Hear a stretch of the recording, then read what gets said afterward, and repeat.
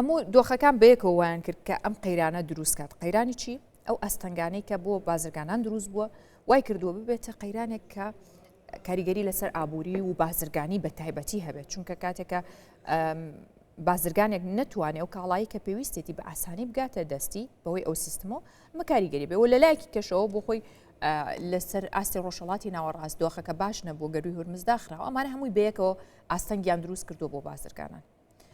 ئێستا ئێمە میوانداری بەڕێز ئومێد فاروقمان کردووە، خاوەنی کۆمپانیای گواستنەوەیە. ئەوان یەکێکن لەوانەی کە زۆر باش لە ناو دۆخەکەیان و ئەزانن چی ڕوەدات، چەند بازرگان کارەکانی وەستاوە، ئیشەکە چەند سستی پێوە دیارە. کاگومێت بەخێر هاتیە بەخێر بێت. کاگومێت بینیمان ئەوەی بەسەر ڕۆژهەڵاتی ناوەڕاستە هات بەهۆی گەروی هورمزەوە کاریگەریەکەی دیار بوو، کوردستان لی بێبەش نەبوو، بازرگانانی هەرێمی کوردستان لی بێبەش نەبوو بەهۆی ئەو داخستنەوە. ئەمە لەلایەک و لە لایەکی دیکەشەوە ئەسیکۆدا بۆ خۆی بۆتە بەشێک لە بارگرانی و سسبوونی پرۆسەکە. بەڵام باجارێ لەوە باس بکەین. ئەو دۆخەی کە دروست بوو لە نێوان ئەمریکا و ئێرانە و گەروی هورمز داخرا چه ئاستەنگێکی بۆ کارەکان دروست کرد؟ پێشە چی گرانبوونی نرخی گواستنەوە زۆر زۆر گرانتر بوو لە چاو پێشتر و دووەم چەندێک گران زیاتری کرد، ینی آخر حد کرێی نەقل لە سین لە کوانجۆ هەتا ئەو قەسر $10,000 ڕۆیشت، کەچی ئەو $10,000 کات هەبووە بە $2,000 بارمان کردووە. ئەمە بۆ یەک کۆنتێنەر. بەڵێ بەڵێ بەڵام کێشێکی زۆر گەورەتر هەیە لە کوردستان، نازان بۆ باسی ناکەن. ئەو ئابلوقە ئابووریەکە لەسەر کوردستانە ئەو گەورەترین کێشەیە بۆ بازرگانەکان. هاوردەکردنی دۆلارەکەیە؟ نەخێر، لە دۆلارەکەش گرنگترە. هاوردەکردن ئاسانەکە دێت، بەڵام ناتوانین هەناردە بکەینەوە. هەموو مەخازنەکان پڕ ئەشیایە تازیرەکان ناتوان بیفرۆشن. بۆ نمونە چیمان هەیە هەناردە؟ هەموو ماوادێک کە دەڕوات بۆ بەغدا، بۆ مووسڵ، بۆ کەرکووک ناتوانانی بنێری. کرێی گواستنەوەی هەولێر مووسڵ تقریبان وەکو ئەوەیە کە گرانتریش بی لە کرێی گواستنەوە لە سین بۆ هەولێر، ئەوەندە تەسیری کردووە. ئەو کێشە گەورەکەیە، هیوادارم دراسە بکرێتن، لە پارەکەش مهمترە. کەواتە ئێستا یەک باسی ئەو ئاستەنگانەکەین کە بوونەتە ئاستەنگ لە بەردەم ئەو کێشانی کە ئێستا ئاستەنگی گەورن لە بەرامبەر بازرگانان. باجارە لە دۆلارەوە دەست پێ بکەین کاک ئومێد، چونکە پێنەدانی دۆلاریش ئەوە بۆ خۆی کێشەیەکی دیکەیە. جا هاوکارانم لە ناو بازاڕن، هاوژین جەمال لە ناو بازاڕی دۆلار و یاخود با بڵێن دراوەکەی سلێمانیە، هاوژین سڵاو لە بێتم کاتت باش. پێنەدانی دۆلار بە بازرگانان چ کاریگەریەکی هەبووە لەسەر بەهای دۆلار، لەسەر ئەوەی کە ئەو ناجێگیری کە دروست بووە لە دینار بۆ دۆلارە بەشێک یاخود لێکەوتەی هەبووە لەسەر ئەو پێنەدانی دۆلار بە بازرگانان؟ بەڵێ خۆی ئەو بابەتە کاریگەری درێژمەودای لەسەر بازاڕی ئاڵوگۆڕی دراو بە تایبەتی و بەرزبوونەوەی بەهای دۆلار بەرامبەر بە دیناریش هەبووە، بە تایبەت دوای پێگەنانی حکوومەتی عێراق ئەم گرفتە هەر بەردەوامی هەیە بە جۆرێک کە ماوەی چەند ڕۆژێکەوە بە تایبەت بەیانی ئەمڕۆ $100 ئەمریکی بەرامبەر بوو بە 154,250 دیناری عێراقی، چەند ئێستا دابەزیەوە بۆ 153,000. من بۆ قسە و باسی زیاتر لەسەر ئەم بابەتە و گرفتەکان و کاریگەریەکانی ئەم بڕیاری ئەسیکۆدایە بەسەر بازاڕی ئاڵوگۆڕی دراوە بە تایبەت نووسینگە داراییەکان بەڕێز دکتۆر جەبار گۆران، شارەزای بانک و دارایی و هەروەها گوتەبێژی بازاڕی ئاڵوگۆڕی دراوی سلێمانیشم لەگەڵ دەبێت و زانیاری زیاتری لێ وەردەگرم. کاک دکتۆرم کاتت باش، سپاس بۆم دەرفەتە.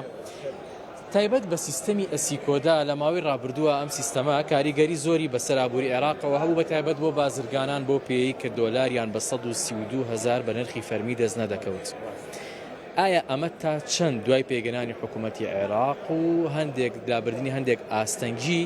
ئەو گرفتە هەر بەردەوامی هەیە و ئایا تا ئێسش بازرگانان دێنە بازاڕی ئاڵوگۆڕی دراوی سلێمانی بۆی کە دۆلار بە نرخی بازار بکردن و کاریگەری لەسەر بازارەکانی شەبێ؟ خۆی کاگە هاوژین ئەم سیستەمی ئەسیکۆدایە هەم لایەنی ئەرێنی و هەم لایەنی نەرێنیشی هەیە. ئەرێنیەکەی ئەوەیە لە ڕابردووە عێراق بەدەست گەندەڵی و تەهریبی و ئەموالەوە ناڵانوێت، ینی بە $10 ملیار بە قاچاق براوەتە دەرەوە. طبعاً ئەمەی کە ئێستا ئەم سیستەمی ئەسیکۆدایەوەتە بە ئەلکترۆنیکردنی کۆی مەنافزی حدودی و گۆمرکەکان بەپێ ئەو دۆکۆمنتانەی کە تۆ کاڵا و کەلوپەل هاورداکەی تەمەنە ئەمە لەلایەن ئەمریکانەوە داواکرەوە کە ئەبێ ئەم سیستەمە هۆپڵی تەوحید بکرێت هەر هەموو گومرگەکان لەسەر ئاسی هەرێمی کوردستان و عێراقیش. ئیجابەتەکەی ئەوەیە کە تا ئاسێکی زۆر باش ڕێگری لە سپیکردنەوەی پارە گەندەڵی باشە چونکە لە ڕابردووە هەبوو 1 میلیۆن دلاری تەحویل کردووە کەسێکی خاوەندە سەڵات بە بەهای 100,000 دلار کاڵای هێناوە 900,000 دلارەکەی تر ڕۆیشتۆ کەسیش نەیزانێت بۆ شوێکی ئەمە ئیجابەتەکەی بەڵام سیلبەکەی چییە؟ سیلبەتەکەی پرۆسەیەکی تۆزێ معقەدە باشە ئەمە کۆمەڵێ و کۆبڵێ ئاریشە و ئالنگاری دروستەکە بۆ بازرگان تەبیعەتی بازرگان وایە حەزەکە معزز مکەڕم ئیشەکەی خۆی خێرا بە ئەنجامگەن ئێستا بۆ نمونە بەڕێز وەر لە بازاری دراوەکانە حواڵە بکەن لە ماوەی 40 ساعتاگە تەجێتی مسەفید و معزز مکەڕم ئیشەکەی خۆی بێجەبەجێکە بەڵام سیستەمی بانگ لەبەر ئەوەی سیستەمێکی تازەیە پرۆسەیەکی تازەیە کۆمەڵێک ڕکوایرتمنت و تەڵەبیات و قورسی لەسەر هیندوریستەکە بازرگانیش تووشی مەلە لەبێ لەم حاڵەتە تا ئێساش بەڵێ من ئێماگەن تا ئێساش خوازە سەر دۆلاری بازارەکانی هەیە بۆ لەبەری بەشێکی زۆر لە بازرگانەکانی هەرێمی کوردستان و عێراقیش ناتوانیوە ناوی خۆیان لەم سیستەمای ڕجستەکەن تامان ڕجستەر چۆنە تۆ ئەچی ئەکاونت نەمبەرێکەکەی تۆ لە بانکێکە باشە ناو دەچێتە ناو ئەو سیستەمی هینە ئەسی کۆدایەوە ئەتەوێ بە بەهای بۆ نمونە 100,000 دلار کالا لاسین بێنی باشە ئەبێ ئەو ئینڤۆیسە ئەو فاتورەی کە بڵێن ئەو وەسەی کە تۆ کاڵەشتاکە ئەبێ داخلی ئەو سیستەمە بکرێت بە بەهای چەنە لە ئینڤۆیسەکە تۆتاڵەکەی چەنە هەر هەمووی و دوای ئەوە ئیجازەی شەریکەکە بە کاملی کەواتە کەمترین مەجای هینی تیابێ وەکو بڵێ سکام و فێڵ و ئەم جۆر شتانی تیابێ بەڵام وەکو عرضم کردی ینی تۆزی سیستەمەکە ئاڵۆ زەوردەکاری تایە لە داهاتووە کاریگەری زۆر ئیجابی لەسەر سیولە دروستەکە لەسەر بەهای دینار دروستەکە بە ئیجابی بەڵام لەبەری پرۆسەکە درێژە ئەگەر لای دەبێت لەو کاتەیەکە تەبەنی سیستەمی بانکی کرا لە عێراق لە دوای مانگی حوتی 2022 هێنا ببوورە بامەشتاڵ لە مانگی حوتی تقریبا 2022 هایتر عێراق پێی نایە وەکو بڵێ گۆڕانکاریەکە لە سیستەمی بانکی تەحولاتە دروست بوو هەموو خەڵک بۆ چینی وابوو لە چەندین ئەم هەموو علامە زۆریان و تاوی تر دۆلار لە دەست دەرچوومانە ئێمە هەر ئەو کاتە ئەماوت ئەمە پرۆسەیەکە ڕاستە لەم هەلومەرجی ئێستاە کاریگەری نێگەتیڤ لەسەر دینار دروستەکە بەڵام لە داهاتووە ئەبێتە وەکو بڵێ پرۆسەیەکی زۆر باش و دیناری عێراقی بەهێزەکە بیزەبت ئەم سیستەمی ئەسی کۆداش من وایە بینە باشە تۆڵی دیناری عێراقی بەهێز دەکات بەڵام ئەگەر بازرگانێک بێتە ئێرە دۆلار بکڕێ ئایا ئەمە کاریگەری نابێت لەسەر کەمبوونەوەی دۆلار لە بازاڕەکاندا لە داهات یاخۆ بڵین لە بەرامبەردا ئەبێتە هۆکارێک بۆ نزمبوونەوەی بەهای دیناری عێراقی بۆکو عرضم کردی لەبەر ئەمە پرۆسەیەکی درێژخایانە تۆ ئەگەر بە بەهای 100,000 دلار کاڵات هێنابێت و لە بانقان نەتوانی حواڵەکەی ناچارە بێت لە بازاری دراوەکانە بیکروت و لێوەشەوە تەحویلیکە ڕاستە لە ئێستادا کاریگەری هەیە تا ئاستێک کاریگەری هەیە بەڵام کاریگەریەکەشی ئەو نەنیە تۆ دیقەت بە خەڵک بۆ چوونی وابوو بەشێک لە محلیلەکانی ژیان کاکە دۆلار 160 تێپەڕێنە بەڵام نەیتوانێت تێپەڕێنە لەبەر ئەوە ئەمە پرۆسەیەکە ستێپ بای ستێپ وانە چەند بازرگان بێتە ناو ئەم سیستەمەوە بەقەدەر ئەوە خوازە سەر بازار کەمەکاتەوە دەستەکانت خۆش بێ سپاس بۆ زانایەکانت بەڵێ هاژە کۆی زانایەکانی بەڕێز دکتۆر جەبار گۆران بوو تایبەت بە کاریگەریەکانی سیستەمی ئەسی کۆدا لەسەر بازاری ئاڵوگۆڕی دراوی سلێمانی و گشت بازاڕەدارایەکانی دیکە بەوەی کە ئەو بازرگانانی دۆلاریان بە نرخی فەرمی پێ نادرێت لە بانکی ناوەندی کە بە 132,000 بەناچاری دێنان بازاڕانە و دۆلارەکانیان دەکردن و ئەوەش کاریگەریە بێت لەسەر کەمبوونەوەی دۆلار و لە بەرامبەریشدا بەهای دینار بەرامبەر بە دۆلار دەدەبەزێت. باشە سپاس هاوژین لەگەڵمان بووی کاگومێت ئەوە کێشەیەکی گەورە بوو لەناو بازارەوە و وتە بێژەکەش باسیەوەی کرد هاوکارانمان چەندین جاریش قسان لەسەرەوە کردووە کە دۆلار نادرێت بە بازرگان بۆی کە بتوانێت ئەو کاڵایی لە چینەوە هێنێ لە تورکیا لە هەر وڵاتێکی دیکەوە هێنێ سوود لەوە ببینێت کە بانکی ناوەندیت بە 132,000 ناچارە بچێ لە ناو بازاری ئازادە بە گرانتر بیکڕێ ئەمە چەند کاریگەری هەبووە لەسەر سزبوونی بازرگانی ئەو کێشەیە تەنها بۆ هەولێر نییە بۆ سلێمانی و دۆک نییە ئێمە وەکو کۆمپانیا لە نەجەف لە بەغدا لە کەرکوک لە مووسڵ تاجرەکانمان پارە دەنێرن بۆ هەولێر لە بازاری ئازاد دەیکڕن دەنێرن بۆ سین هەنی کێشەکە لە سیستەمەکە نییە کێشەکە لە گومرگەکەیە نرخی گومرگەکەیە سیستەمەکە سیستەمێکی نێودەوڵەتیە زۆر باشەوەی کێشەیەکی نییە بەڵام گومرگەکان ئەوەندە زۆر کردووە بۆ نمونەگەرێت ینی لەگەڵەوەی کە دۆلاریشیان بە فەرمی دەست ناکەوێت بە هەرزان دەستیان ناکەوێت پارەی گومرگیش زۆرە بەڵێ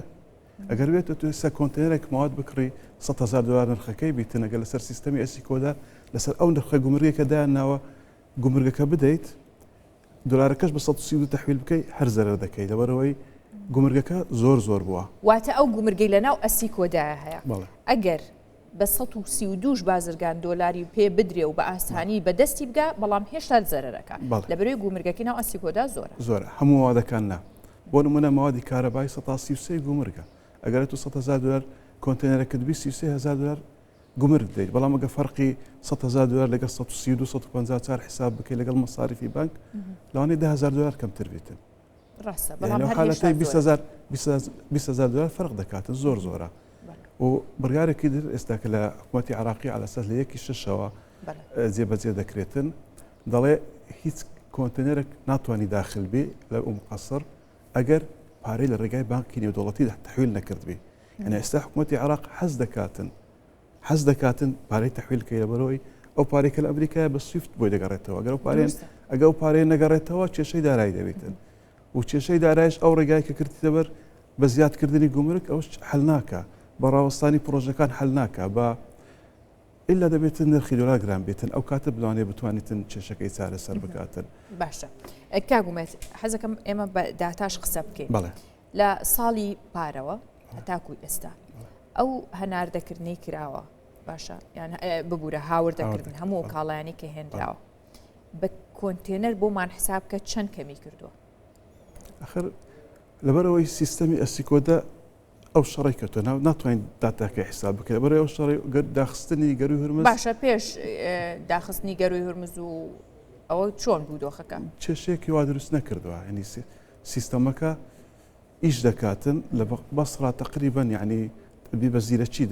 جێبەجێکەی تو بڵێ موادی عودەت یەدەوی هەیە بۆ نمونە بابەتە ئێستا 13 گومرگا بەت 6 گومرگاوەتە ئێستا 8 گومرگە ئەو شەریکەی کە تەخلیص دەکاتن دەبێت تۆزێک بە زیرەکانە ئیشەکان بکاتن فەرقەکەی ئەوەندە زۆر نابیتن لەوەی کە ئەتوو بڵێ گومرگێکی زۆر بدەیت و بچی پارەی حواالە بکەیت. ئێستا حکوومەتی عراق بانقی مرکزی ئەو کێشەی هەیە ئەو پارەی کە داوا دەکات لە گومرگ فەرقە لەگەڵ ئەو پارەی کە بۆی دەگەڕێنەوە لە ڕێگای بانک یعنی کێشەکە کێشەی ئەسی کۆدە نییە 132 نییە کێشەکە نرخەکەیە ئەسی کۆدەکەش سیستەمێکتەوە بەس گومرگەکەیان زۆر زیاد کردووە دەتوانی بە بەرنامەیەکی ستاندارد 6 مانگجارێک 104 زیادکە بە 2 ساڵ بازارەکە تەقبول دەکات بەڵام ئەو لە ماوەیەکی کەما 130 زیاد کرد زۆر زیادەکە زۆرە کۆمەڵێک لە بازرگانەکانمان ئێستا ئەشیان هێناوە دایانناوە نایفرۆشن بۆ نایفرۆشی لازمە لە بازار تەواو بیت چاوەڕێ بکەم لەوەی نرخەکەی زۆر گران لەسەر کەوتووە ئەوش کێشەیەکە لە کێشەکان ینی ئەمە ئەو موادانە خراپ ناکە مواد هەیە خراپ نابێ ئەکسپایر نابێت مەسەر موادی عودەتی ئاسن و شتان هەموو شتێک خراپ نابێتن بەڵام ئەوەی کە لە ئیعلام باز دەکا من هاوڕانیم هەمووی باسی 132 دەکاتن لە بازاری دراوی 130 150 باشە بەڵام فەرقەکە ئەو گومرگە زۆر لەوە گەورەترە کێشەکە لەوە گەورەترە باسیەوەت کرد کێشەیەکی دیکەت لە سەرەتای دەستپێکردنی گفتوگۆکەمانەوە باس کرد ئەویژەوە بکەوتە بازرگانی ئێمە ناتوانێت کاڵای هەیە هاوردەی بکات گەورەترین کێشە ئەوەیە 132 کێشە نییە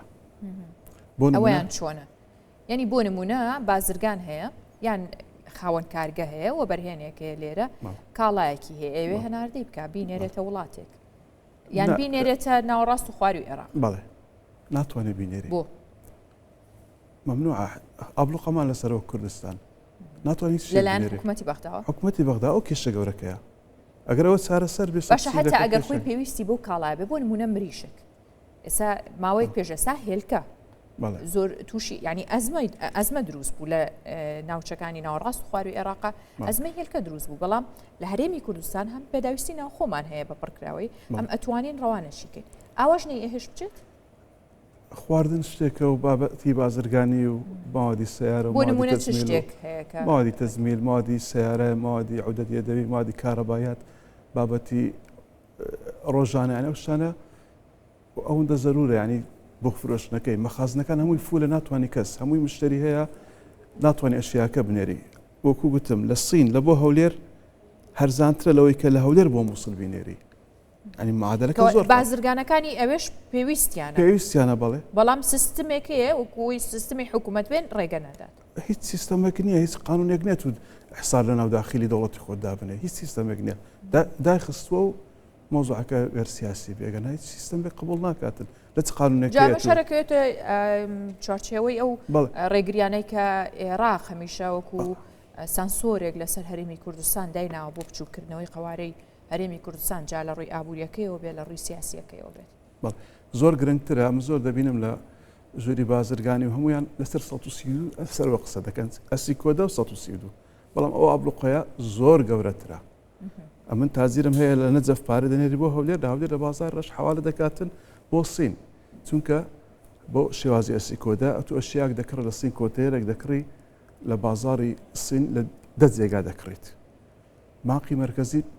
قبول ناکات و بنێری بۆ شەریکەیەک دوای پارەکان لەوێ تەوزیعکەی باشە شتی دیکە ئەگەر بۆ نمونە ئێوە لە دەواازەکانی عێراقەوە داغڵتان کردبێ تا کاڵاکەتان هێناوە لە دەواازێکی عێراقەوە داغڵتان کردووە لەوێشەوە هەر ئەستان دروستەکان نایڵێ نالی بگەڕێتەوە بۆ نمونە نایڵێت داخل ینی بۆ پارێزگەکانی دیکە عێراق بڕۆ بەڵێ بۆ نمونە چییە ینی ئەزانێک ئەمەی بازرگانێکی کووردە نا ئێستا بۆ نمونە نایکە لە عێراق داخل دەکەین ئێمە فەرعمان هەیە لە مووسڵ ئەگەر کۆنتێنەرێک نیوەی مووسڵ بێ نیوەی هەولێر بێ ئەگەر لازمە بینێرین بۆ مووسڵ ئەشیاکەی مووسڵ بێنێ لە خوارەوە باقیەکەی بێت بۆ هەولێر ئەگەر بێت و ئێمە بهێنین بۆ هەولێر هەمووی هەولێر بین لە خوارە مووسڵ جارێکی تر ناتوانانی بنێریتەوە بۆ مووسڵ یاخود دەبێ کرەیەکی زۆر مەصرفی لێ بکەین یەکەم جارەبێ بێنە مووسڵ ئەنجابی بەڵێ چونکە ناتوانین دەربچیە کەواتە بۆ ناو ینی ئەگەر لە دەواازەیەکی عێراقەوە بیهێنیتە ناوە هیچ کێشەیەک نییە کێشە نییە بەس ناتوانانی دەریکەی ئەوەی کێشێتی لە هەرێمی کوردستانەوە بەڵێ ئەو ئابلوقەیە ئەوە گەورەترین کێشەیە لازمە ینی ئەو کێشەیە چارەسەر بکرێت لە دۆلارەکەش گرنگترە دروستە زۆر سپاس بۆ ئێوە فاروق لەگەڵمان بووی سپاس بۆ ئێوە